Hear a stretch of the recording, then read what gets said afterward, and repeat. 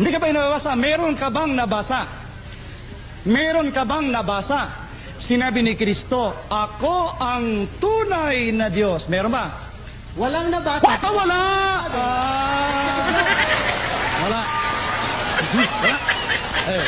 Ngayon, may mababasa ba sa Biblia na ang sabi ganito, ikaw ay makilala nila na iisang Diyos na tunay. Mayroon bang mababasa ka? Hindi ko sa iyo, may mababasa ba sa Biblia na sinabi ganito, ikaw ay makilala nila na iisang Diyos na tunay.